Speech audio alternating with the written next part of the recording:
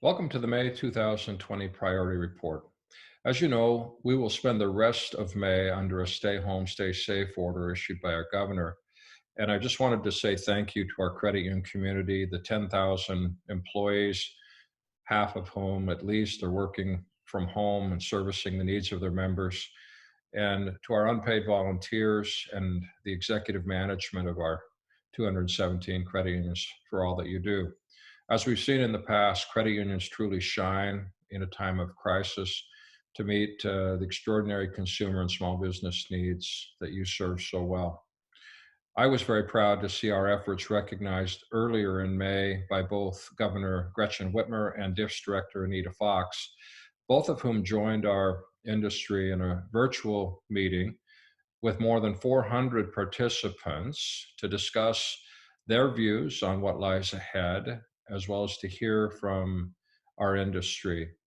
And as we met with the governor and Director Fox, we communicated that our primary focus is on providing service to the consumers and small businesses hardest hit by the economic impact of the pandemic.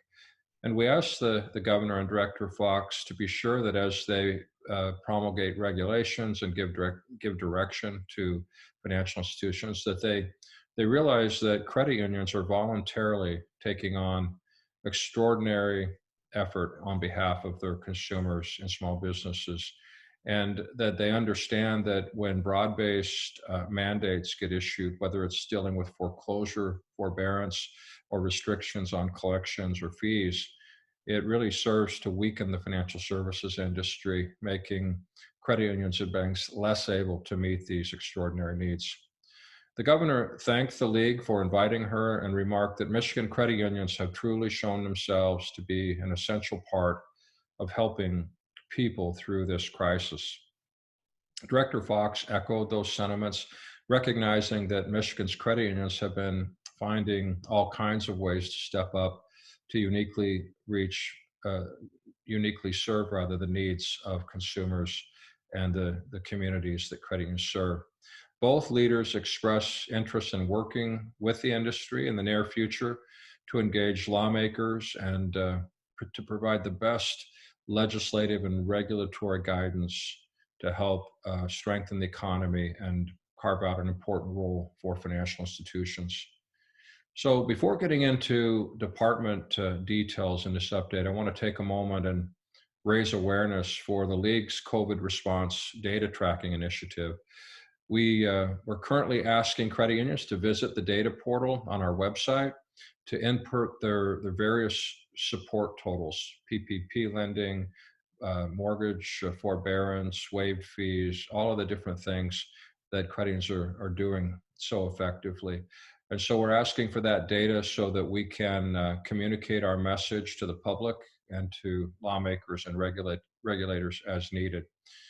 So far, our movement has helped very small businesses access an estimated 10,000 Paycheck Protection Program loans, 10% of which are for businesses who have a new relationship with the credit union, who were unable to get that financing from their existing financial institution.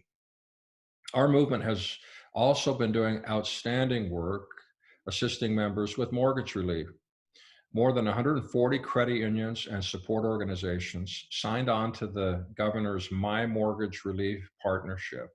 And virtually all Michigan credit unions have been voluntarily assisting financially impacted homeowners by delaying foreclosures, offering payment delay arrangements.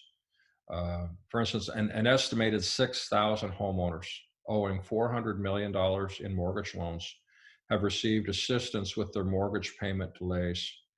And due to financial hardship related to temporary income loss, these things have been done just during a 7 or 8 week period since the initial stay home order was issued by the governor.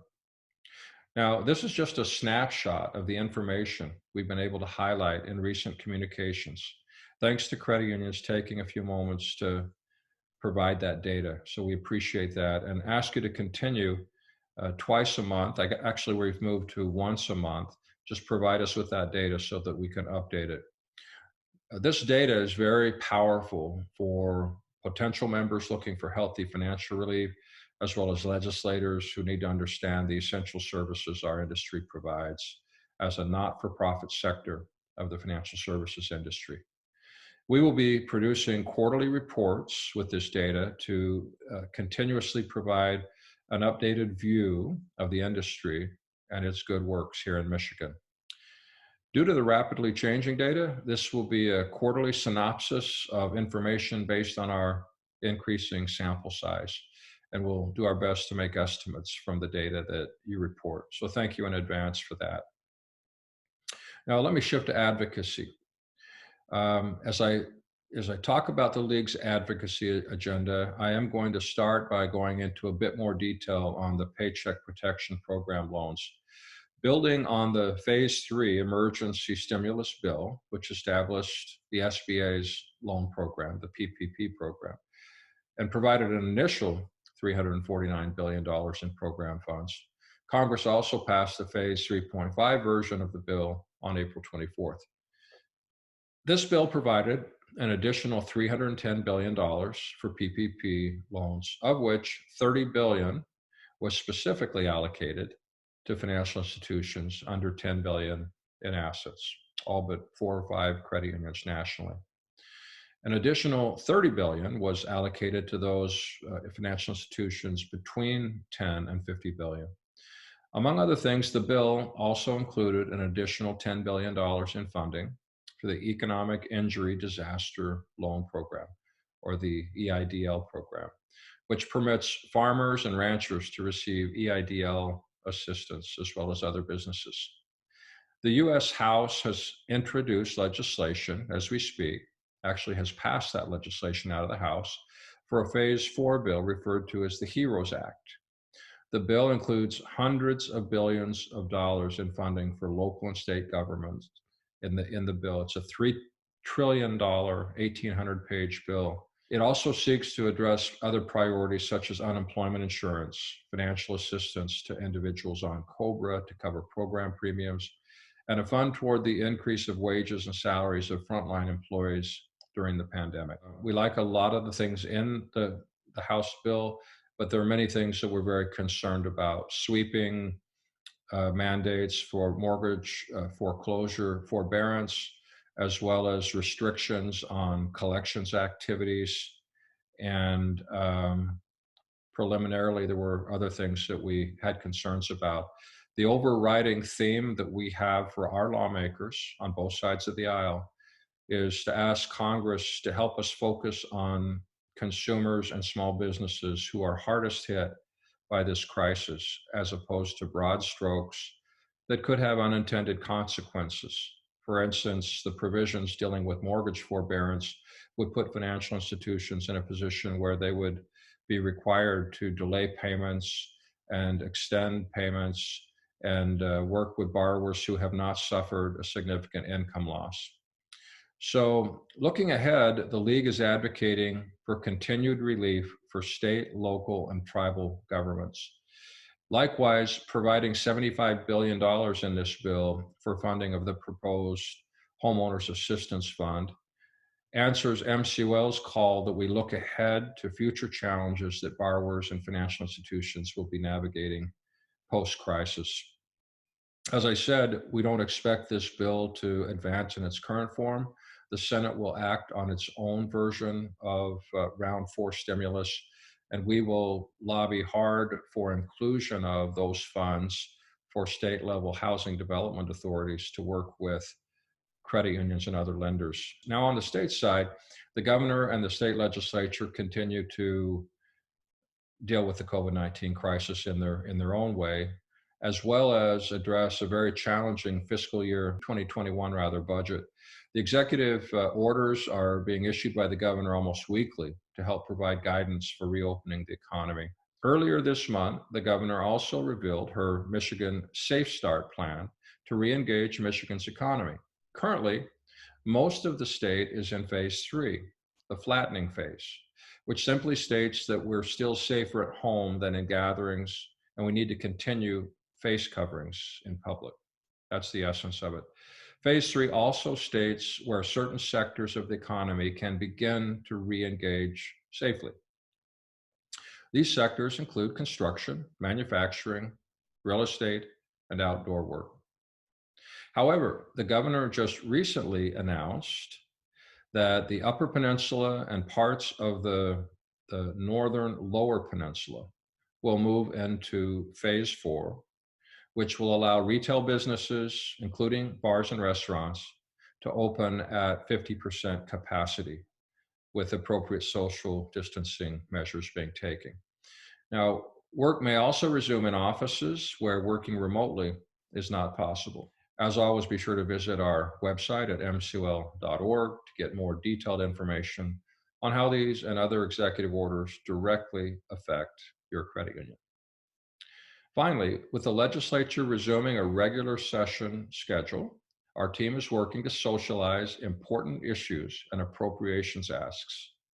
We're hoping to get small changes to data breach legislation made before working to get this legislation passed by both chambers.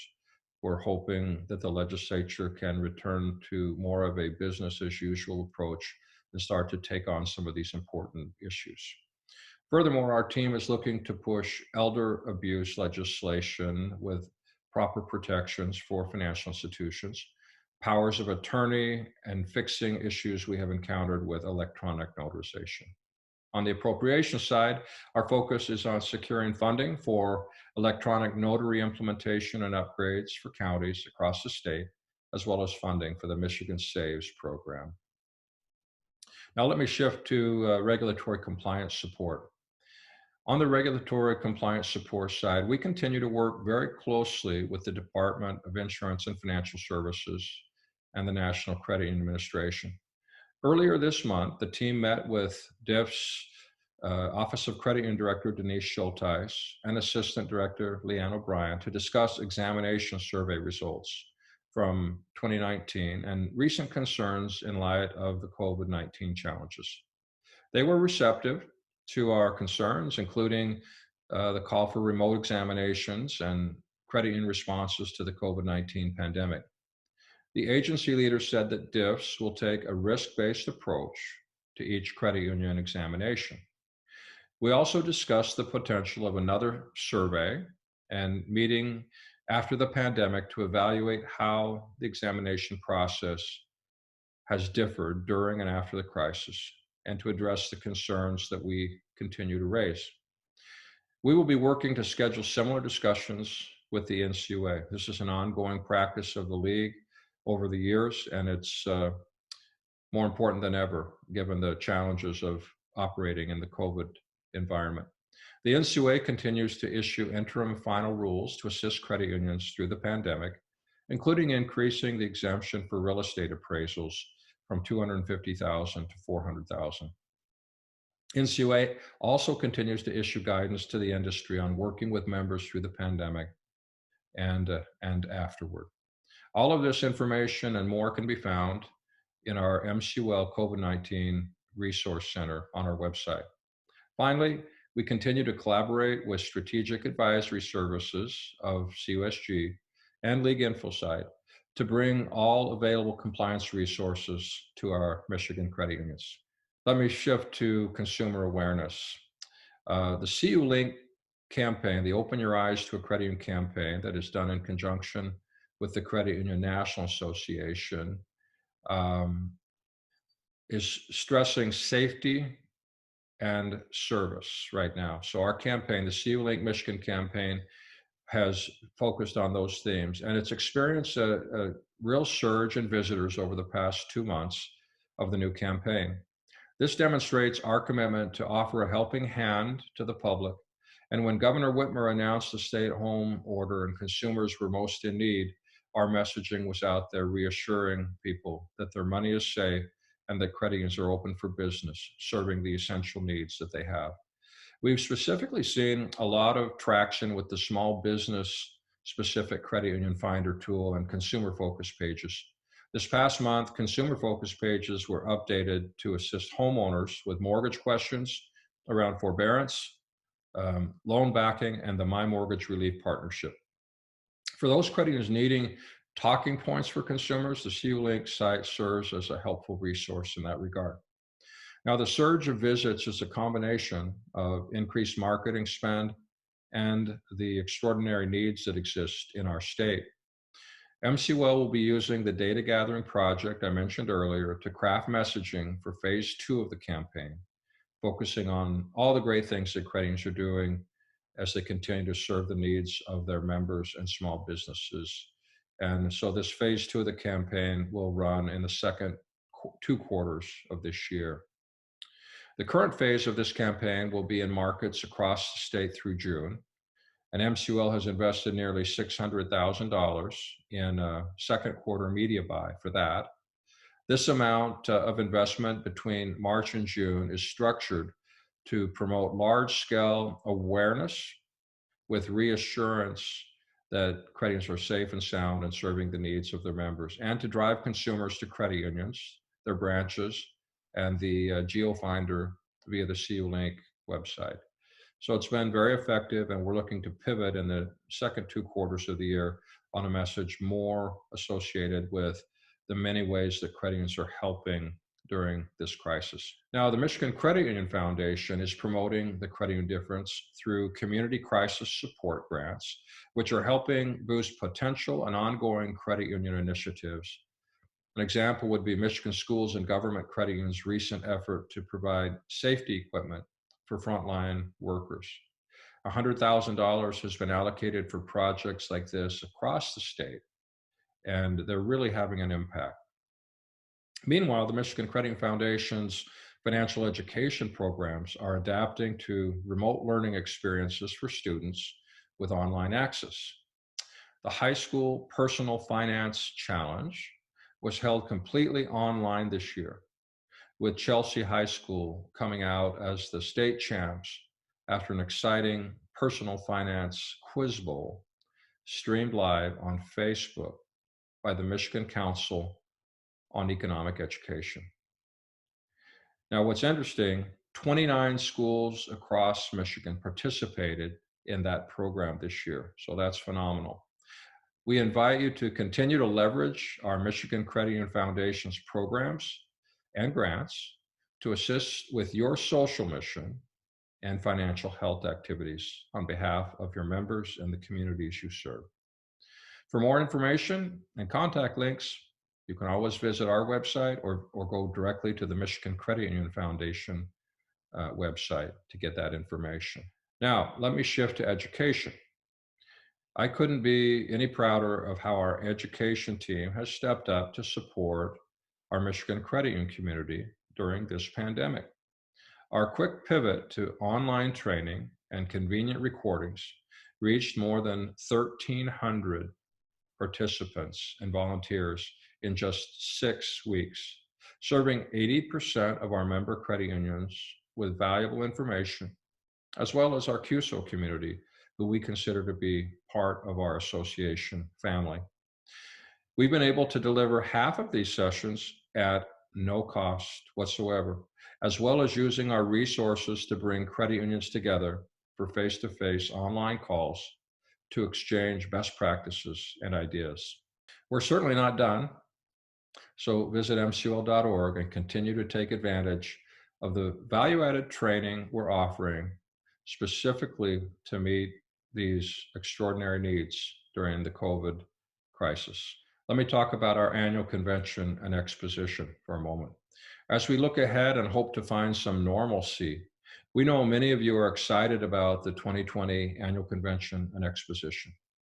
Our team has been in contact with league education directors from other states who have been dealing with the same circumstances that we have regarding event postponements. And we feel great knowing that here in Michigan, we will continue to move forward by thinking outside the box during these very challenging times.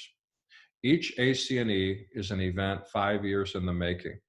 So while we reset planning to a new timeline, we appreciate your support and patience and assure you that we will be keeping everyone updated on the plans that lie ahead.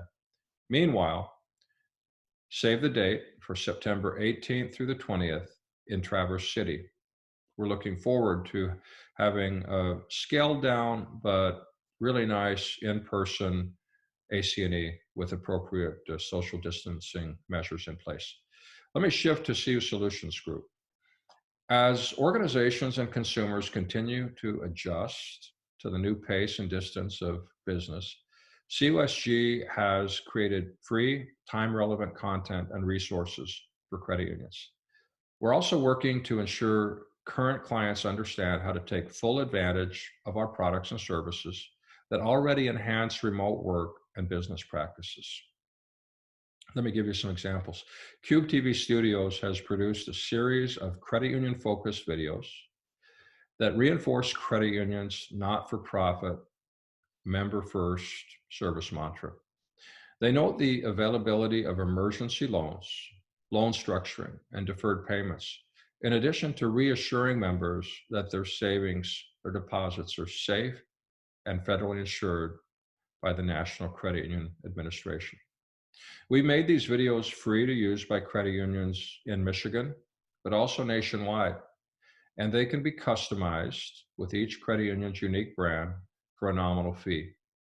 All videos can be accessed at vidfuel, vidfuel.com, vidfuel.com.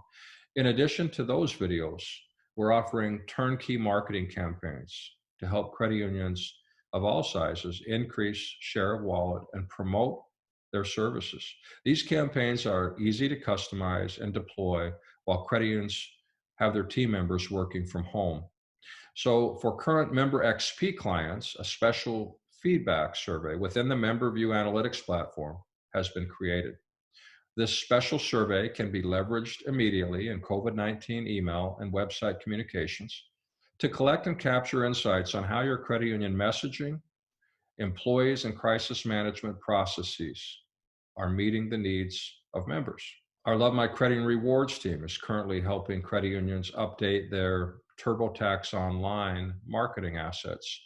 And TurboTax has a great program called TurboTax Live that, using video conferencing, puts tax advisors in a position to help with complex tax questions. And that program has gone really well. We've developed extended marketing plans for credit unions to increase member engagement and to inform members on how the CARES Act impacts tax filing this year. We've also added new discounted service offerings through Love My Credit and Rewards, like on Sam's Club memberships, subscriptions to a company called Rental Karma, and on home electronics insurance from a company called Assuria. In the area of technology services, it's no surprise the focus for credit unions and service providers has been enabling, expanding, and improving remote work and service delivery capabilities. Members are actively searching for and requesting access to the same services online they used to receive in branches. And while CUSG already offered technology solutions for digital and remote services, we've shortened timelines for implementation and enabled features for free for our credit unions. Our content management system, or CMS clients, now have access to all modules in our library at no extra cost. And Bold Chat customers can add chat capability, additional seats at no charge, in order to help serve more members remotely. These are some of the things we've done for our technology clients. For those looking to add communication and service delivery capabilities, you can enhance and expand communication via Pure Chat, our website chat feature. The solution can be implemented in one day, literally, and provides 10 licenses and the ability to have a group chat with 2 staff members at the same time. Additionally, we have a new partner called Silver Cloud, and they provide credit unions access to automated remote technologies such as automated member support, turnkey chatbots, and enhanced employee support.